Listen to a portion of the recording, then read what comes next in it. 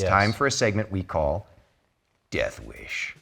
Now, if you got to pick Cody Rhodes, how would you like to die? I think it's unrealistic to expect death in a quiet and peaceful manner. Okay. I think it's beautiful when that happens, when someone can just go to sleep and that be the end. I think so many of us want that for others and no pain. But, and I'm not trying to sound cool in stating this. I just don't feel that's what's going to happen for me. Okay. I feel that it's going to be the tip of the spear, essentially. I feel that it's going to be in the midst of the action. I feel like I'm not going to see it coming. Okay. And I don't know if that's something physical, you know, pro wrestling being my job. I certainly don't think it's that. But I just think I'm not going to see it coming, and I prefer to think I'm not going to see it coming. I don't see myself getting very old. I'd like to get old, but I don't see myself getting very old. Okay. You know what I'm saying? Yeah, sure. And none of the Runnels men or the Rhodes men have really gotten up there in age. So maybe I'll be the first. Maybe. It's possible. It's possible, but I would love it. But like, yeah, it could be like tip of the spear. It's just one of those things. It's just like we're ice fishing one day, and all of a sudden you're in the middle of telling a joke. You go to pop your drink, and then the ice just cracks, and there you go. It's like, bye, Cody. Boom, Final Destination style. There it is. I'm doing grave conversations with my friend David. That microphone positioned directly above my head falls, bam. It took me years of acting with rigs above me to get comfortable knowing that they're not just going to fall on my face, by the way. Have you ever done any funeral planning for yourself? Do you ever talk to your wife about this stuff?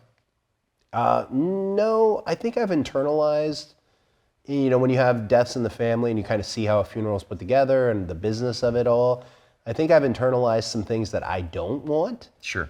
You know, I'll tell you, I don't want to be cremated. Please. Got it. Do not cremate me. We won't. And I don't want to be buried. Okay. So what are the mausoleums?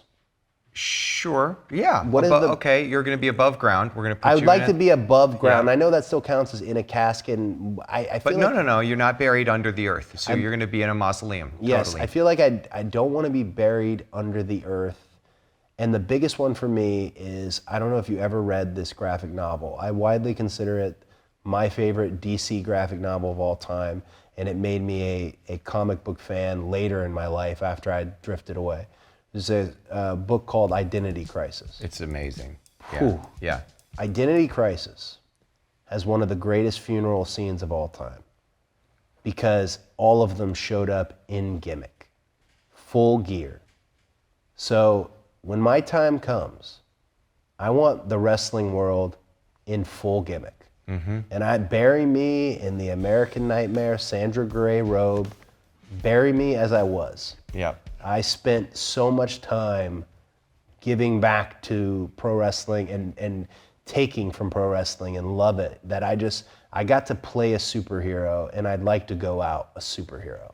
It's beautiful. It's been documented here now on Grave Conversations. So now the document exists, so we know when it comes time to plan. I'd like to come in gimmick, which would either be as Dr. Fearless, my horror host character that I play, or just as full M. Bison. And I think you and I will have that conversation, and you can tell me which you prefer. Well, I'll tell you right now, I don't know if I'm supposed to spoil it for anybody, but I've seen you as M. Bison. And that's who I want at my funeral. You got it. With his best hat.